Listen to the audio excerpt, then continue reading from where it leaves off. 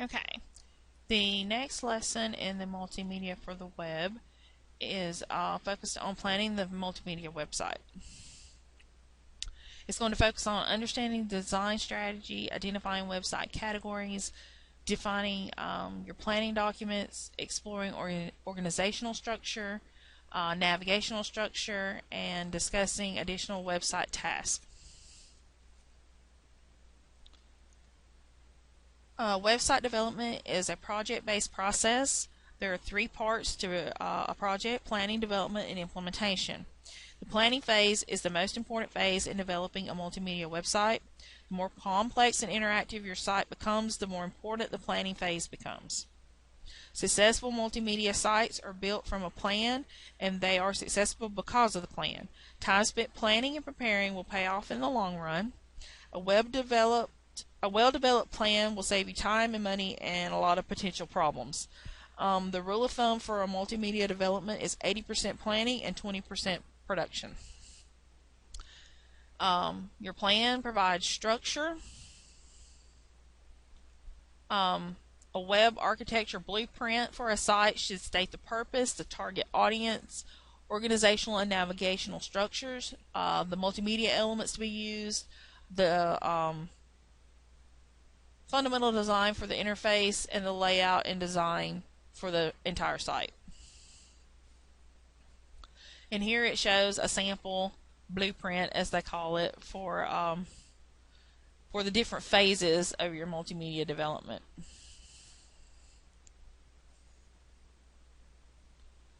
To ensure the success of your site, all of the people involved in its creation should collectively develop a design strategy. The design strategy will help ensure that your website evolves into a product that effectively achieves its purpose for the intended audience. At the onset of a project, the multimedia team should meet with the client to develop a sense of shared vision surrounding the project. Together, the multimedia team and the client should clarify the purpose of the site and the target audience. Okay, your purpose. Your succinct purpose is defined by goals and objectives. Your goals support the purpose. Objectives must be clear, measurable, and obtainable. Writing goals and objectives is critical as they guide the development process. To determine the purpose of your site, your development team should ask questions such as: how will users be using the site? Why will users want to visit the site? What will users gain from the website? Which browser and platform will the users likely use to access the site? What types of features will most be useful to the users of the site? Okay. And there it is. There's the questions again. I didn't know they were on the next slide. But a lot of this focuses around your target audience. You really got to think about who you're trying to set the site up for. Is it 20-year-old girls, 50-year-old men? You need to think about this. Is it a children's site? That kind of thing.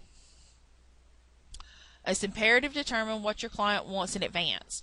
Ask your client specific questions such as how to handle secured transactions if it's an e-commerce site. What actions should users take after visiting your site? Is there a specific budget? Domain name? Do they have one already? Does one need to be purchased? There's nothing worse than spending a lot of time working on a site only to discover it's not what your client wanted. It's imperative that you find out what your client wants in advance. Agreeing with the client on the design strategy helps to keep the client from continually requesting changes and adding features. Okay, this is called feature creep, and it can add time and cost to your development process, which your client's not going to want to pay because they're going to claim they told you this in advance. To ensure the development team understands the client's goals and purpose, ask questions such as on the slide. Some additional questions you might want to ask is: what do you want your site to do? How do you plan to advertise and market to support your site? Okay, what is your primary action you wish your target audience to take? What kind of limitations is there on your budget? Do you have some wiggle room, or are you a set amount?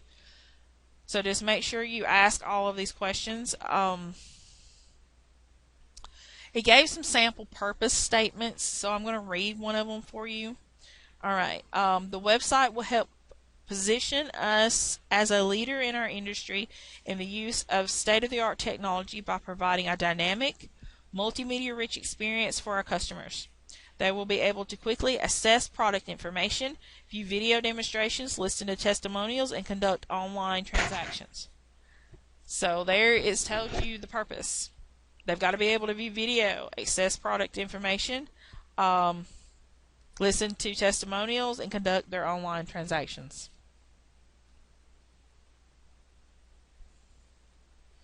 Part of planning is educating the client about what is practical and possible and eye-catching. The client is the visionary of the website. Sometimes you can guide them, sometimes you can't. The client's always right. So even if you think it's bad design, if they're going to have it this way and you can't sway them, you'll do it the way they want you to because they're the client and they're paying for it. But you should educate them on more practical ways of doing things, and then if they still insist, like I said, they are the customer, so they're always right. It's important for a multimedia team to articulate the vision of the client. A website must always be designed with a target audience in mind. When designing your site, you absolutely must make it your goal to create a product that represents the audience wants and needs. It is important to focus on the user and what the user wants when you're making the site, not what the designer thinks is cool. In the web world, there are different ways to create user profiles that will help you with this. A user profile creates a picture about the people who will be using your site. The best way to design and develop a multimedia site is to survey potential users to determine how they will use your site. Find out where, such as home or office, school, they access the web and how often they go online and why they go online. Discover what they do in their spare time when they're not online. There are different ways to survey your users: online surveys, in-person interviews, focus groups, or even observations from office or home visits. In order to define the target audience, find out who the target audience is. You need to find answers to questions such as, what are the demographics? Okay, what are your age groups? Where are they from? That kind of thing. How computer savvy is your target audience? That makes a difference when designing the site, how complicated or simple you need to make it. What interests, beliefs, and values does the audience have in common? For what purpose does the target audience use your web? What type of website does the target audience frequent? How does the target audience spend its time both online and offline?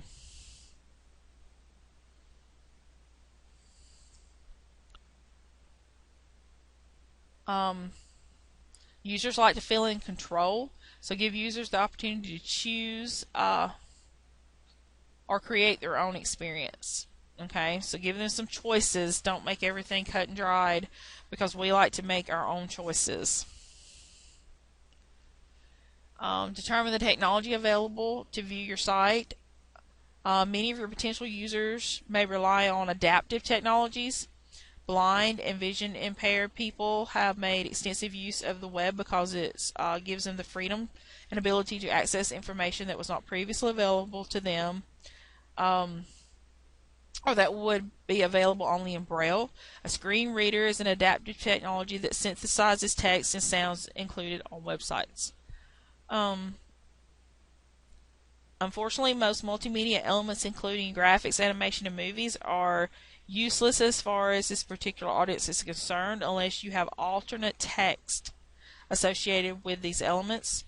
Alternate text is a text assigned to graphical elements so that if the website is being viewed with a screen reader, the screen reader can read the text when the user's cursor passes over the graphical element. If your target audience includes people with special needs, be sure to design your site with features that make it accessible to them. Your audience sets your tone, approach, metaphor, and emphasis for your site. The purpose and target audience largely determines these factors. So the tone of a website might be humorous, serious, light, heavy, formal, or informal. It can often be used to make a statement, for example, projecting a progressive, high-tech, well-funded corporate image. Your approach, how much direction will be provided to your user. Some multimedia websites, especially children's games, focus on exploration. Other multimedia sites provide a great deal of direction to in the form of a menu or a guide that's available for assistance. Others simply have a help button that will give you a help screen if needed. So what's your approach? How much help are you going to give them? A metaphor. Will a metaphor or a theme be used to provide interest or aid in understanding the site? For example, providing a shopping cart in which users place items they want to purchase. Emphasis. How much emphasis will be placed on the multimedia elements? For example, a company may want to develop an informational website that shows the features of a new product, including video clip demonstrations of how it works. The budget might not allow for the creation of these video segments, so the emphasis would shift to still images with text descriptions that might already be available via the company's printed catalogs. Okay? Because it's important to emphasize to analyze your audience, not only from a demographic perspective, but also from the perspective of the technology. You will use to access it. Specifications are written as part of the technology analysis. The specifications are a multimedia website state what will appear on each page, including the arrangement of elements and the functionality of each object. For example, what happens when a button is clicked. Okay, specifications include several parts. You have your playback system. The specifications should always include the operating system, bandwidth speeds, and the browsers for which the website is to be developed. You have multimedia elements to be included. The specifications should include details about the elements to be included in the site, what fonts, font sizes, and type styles, what are the colors for the various elements, at what speed should sound be recorded, at what resolution should graphics be designed, what should the playback speed be for video. Questions such as these need to be addressed so that all members of the team are creating elements of comparable quality. Functionality. Specifications for this should describe how the program reacts to an action such as a mouse click by the user. For example, clicking a door, which is your object, might cause the door to open, which is the animation, or a doorbell to ring, which is your sound. In addition, the specification should indicate how the object itself changes based on a user action, such as how a button changes when a user clicks it. And then the user interface involves designing the appearance, how each object is arranged on the screen, and the interactivity, how the user navigates through the multimedia website. Determining whether your website will be technology appropriate for your target audience and the specifications you have outlined can be met. You should ask questions such as, which operating system is the target audience most likely to use? Which browser is most likely to be used? What type of hardware is the target audience likely to own? What bandwidth is most likely to be used by your target audience? Are there any specific adaptive technologies that might be utilized? Okay. So all these things need to be taken into consideration when you start planning to create your website. After the purpose, goals, objectives, and specifications of the site have been thoroughly analyzed and a target audience based on user profile has been established, a document should be prepared. Different corporations call this document by different names, including creative brief. Some call it a document summary, design brief, or design summary. In essence, this document is a summary of the design strategy, and it should be available at all times as a reference for the multimedia team as well as the client.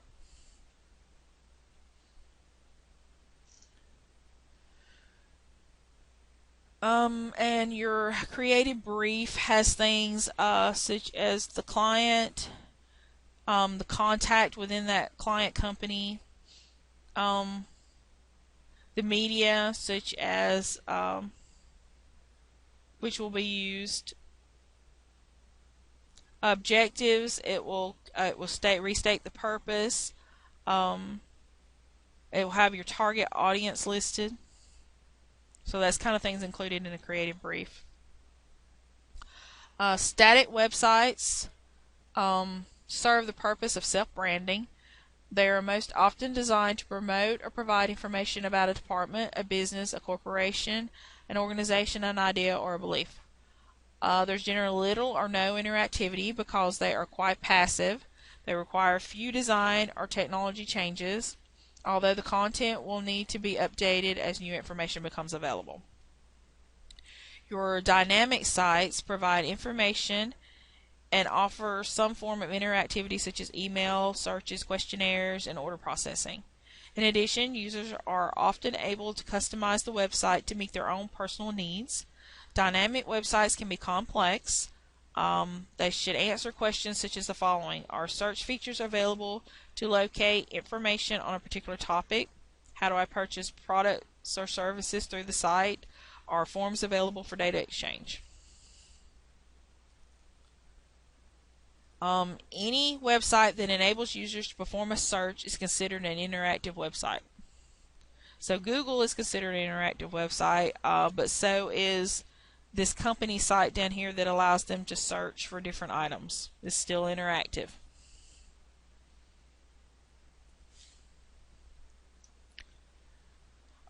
Determining how your website will look and function is an important step in the design process. Planning documents include flowcharts, site maps, link maps, wireframes, and storyboards are key to the creation and maintenance of a successful multimedia website. Flowcharts are a visual guide of the website, graphical representation of how info inside is organized and how it flows. It's a flexible document that you can tweak, and it's used to illustrate your interactivity. Wireframes created to answer what questions related to your site. Text-only skeletal structure of every click-through possibility. And then your storyboards answer the how questions related to the site. They are diagrams of the layout of each page. The two are used to describe the content and sequence of your pages, specify how text, graphics, animation, multimedia elements are positioned on your screens, and design changes here save money on development. So you should look at your flowcharts, your wireframes, and your storyboards, see how things flow, how they interact, and then make your changes here before you start actual development. And then this shows a flowchart, and then that shows a storyboard there. Let's see. Organizational structure is the way in which information is organized.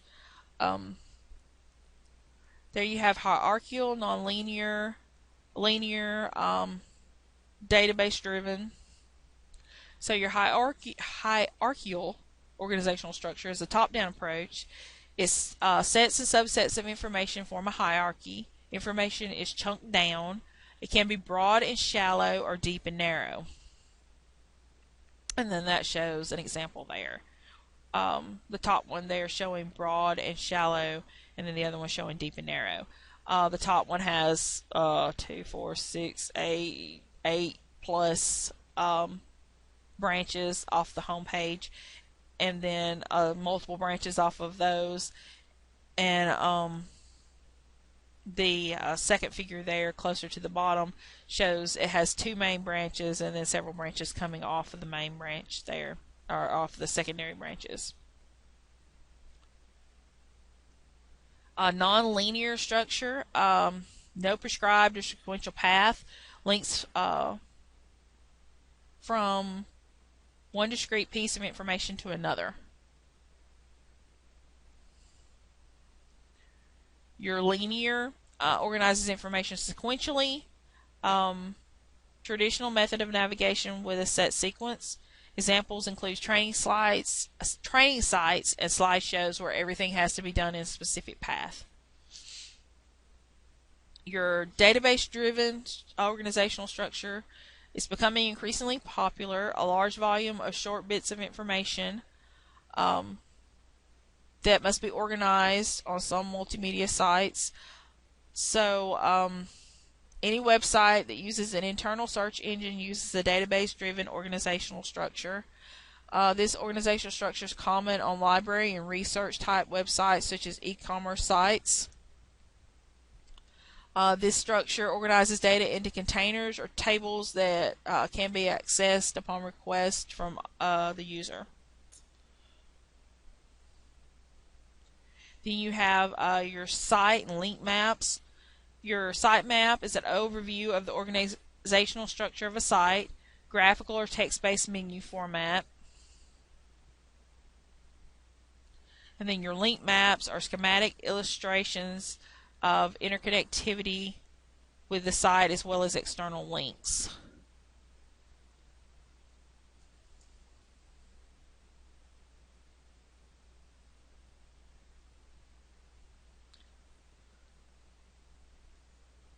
Okay, your navigational structure. After you determine how the information in your website is organized, linear, nonlinear, hierarchical, however,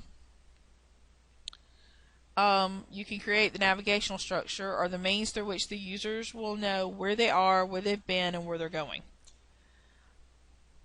The way you arrange the content of your site is often the most important part of the design itself. As a designer, you should attempt to limit the information, the amount of data that the user must keep in short-term memory.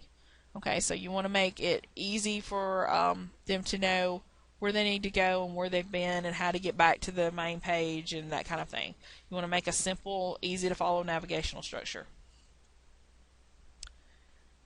You want to use small, discrete units of information, not long, undifferentiated units. You want to offer simple, consistent navigation available from every page. Every page in your site should always be able to get back to your home page. Alright, one way to establish a navigational structure is with the use of frames. Frames divide a screen into multiple pages, enabling one region of a screen to remain constant, while other regions can change. A website can be designed so that one frame contains the navigational elements or links that will appear on every page or every screen of the site, while the other frames change as the links are clicked. In the web world, frames are a somewhat controversial subject. There are definitely pros and cons associated with frames. True frame-based code can cause problems if users want to print a frame and do not realize that they must first click inside the frame in order for this to happen. In addition, you cannot bookmark a specific page. Bookmarks will always refer to the entire frame set. Despite these concerns, frames can be used effectively for navigation. There are now ways to represent a frame-based navigational structure without coding the frames. These methods provide all of the advantages of consistent navigation through the use of a frame-based navigational structure without the disadvantages presented by frame-based code.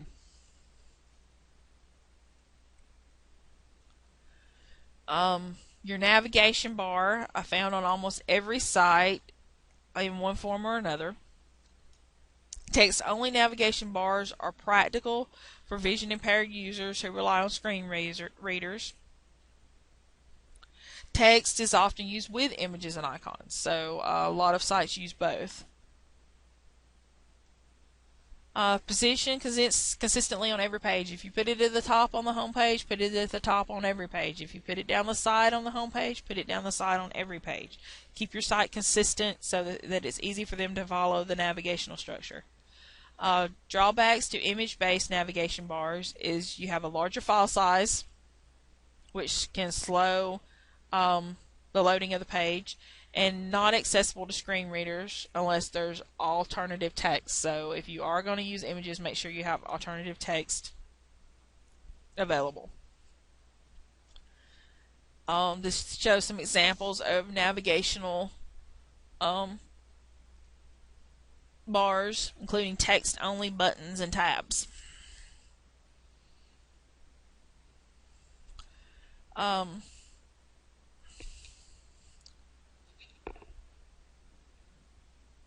That we have several navigation methods.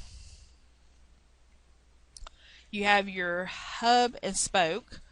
All multimedia websites are organized around a home page, okay, that serves as a point of entry to your site. All pages of the website should contain a direct link back to your homepage.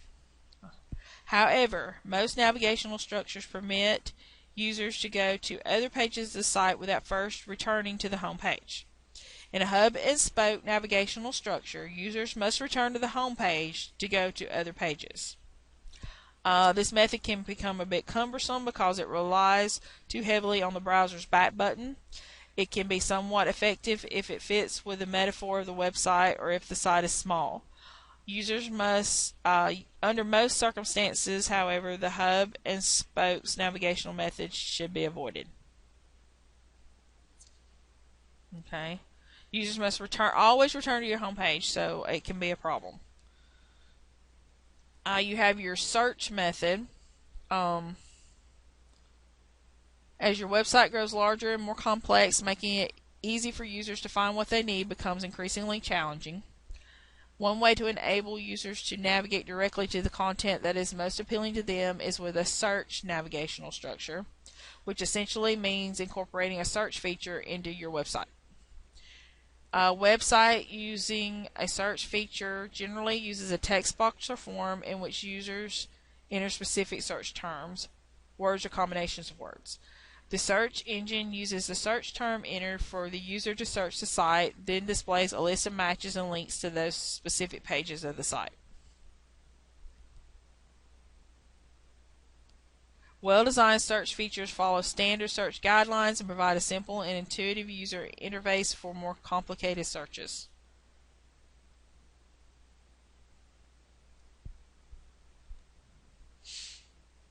Alright, directed navigational structure is a simple yet efficient example of tailoring the website to the user.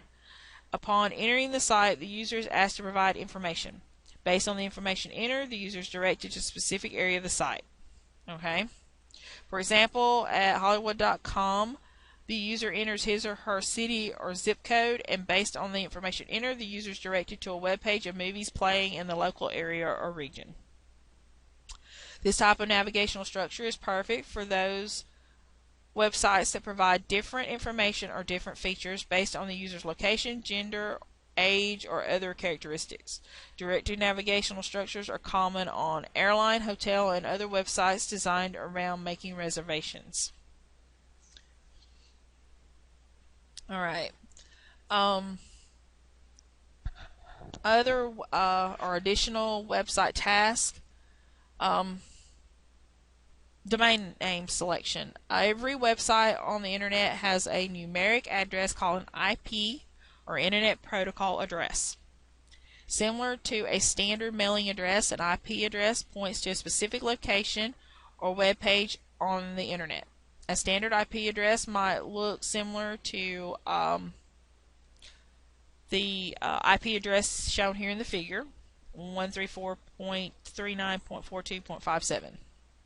Although it's easy for computers to locate and remember these long, complicated sequences of numbers, most humans find it a bit more challenging to remember the IP address of every website they wish to visit.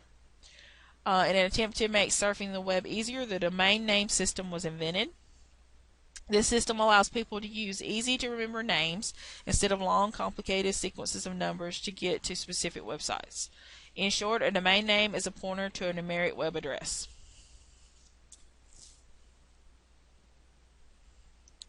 Then you have website hosting. Well, that's what we just went over.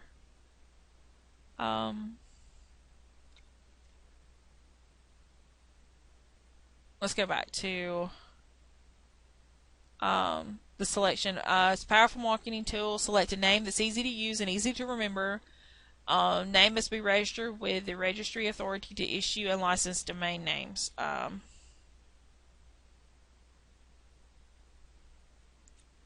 then here it shows your top level, your .com, your .edu, your .gov, .mil, .net, and .org, which is .com is your commercial, edu is educational, .gov is government, mil is military, .net is network providers, .org is nonprofit organizations. And then it shows the restrictions there for those.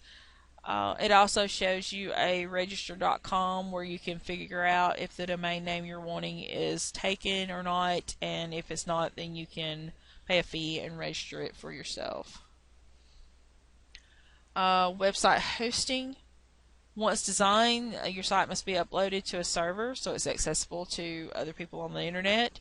You can buy a web server and host the site in-house yourself, or you can outsource it to a web hosting company.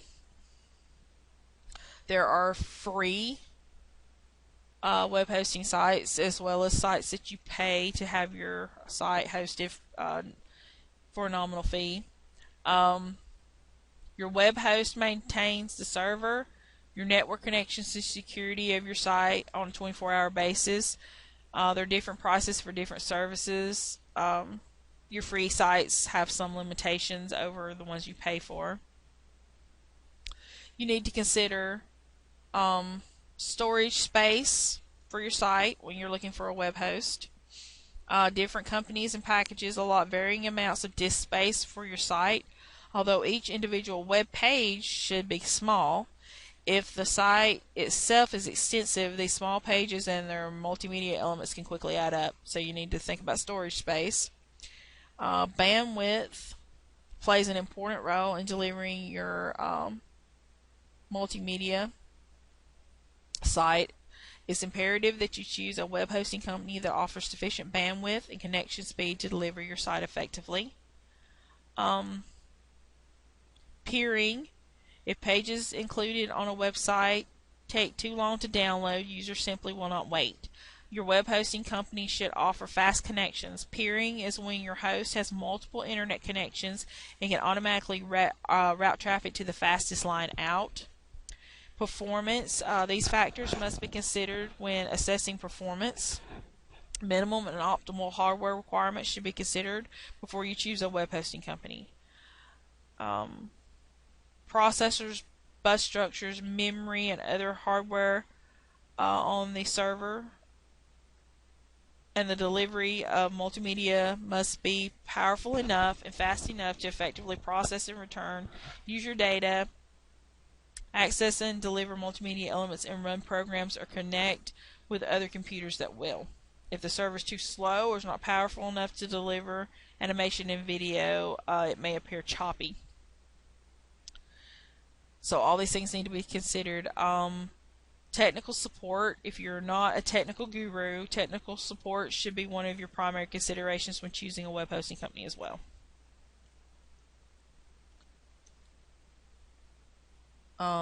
E-commerce.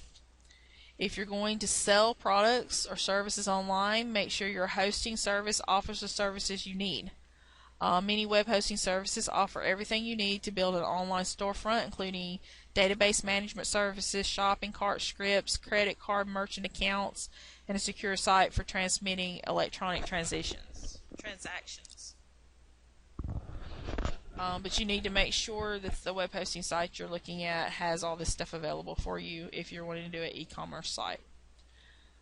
Scripts and software. A top-notch web hosting company should have a broad library of scripts and software that you can use to add guestbooks, forms, statistics, counters, and other features to your site. Co-location facilities offer customers a secure place to physically house their hardware in a location other than their offices or warehouse, where the potential for fire, theft, or vandalism is much greater.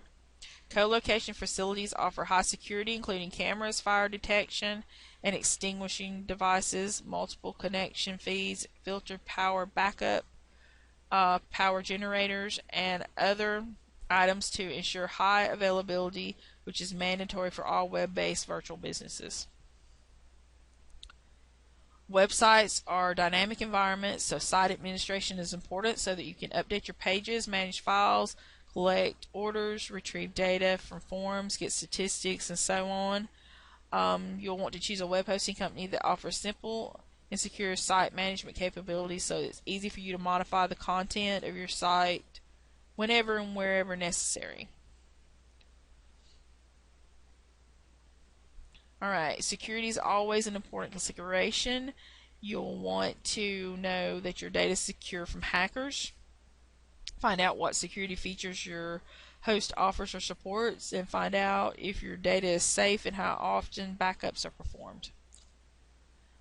Customer service. The internet market is suited for the old saying, you get what you pay for. A quality hosting service should offer customer service, such as an online area with FAQs, guides, tips, and other resources. You need to consider pricing. Remember, cheaper is not always better, but the most expensive company is not necessarily the best either. You'll have to carefully compare features in order to effectively compare price. Registration with search engines in order for users to find your multimedia site. Okay, one of the most important aspects of the internet marketing is the search engine. From a web designer developer perspective, you'll want to register your site with search engines in order for users to find your site easily and quickly. If your site is not coming up in at least the top 30 for your chosen keywords, then people may never find you. The process of registering a site can be time consuming, but it's fairly simple. Again, there are businesses and individuals who specialize in registering websites, and they will register your website for you if you're willing to agree to their terms. There are also automated software programs and online services like AdMe.com that will register your website with search engines. If you choose to register your website manually, you may want to prepare a text document that includes basic information about your site. You can copy and paste from this document to the registration form. Each search engine operates differently. The registration forms at some sites are easier to complete and submit than they are at others. Some search engines are quick at listing your pages, while others take weeks or months before your website will be registered. Okay, so that completes the second lesson on multimedia for the web. If you have any questions, please let me know.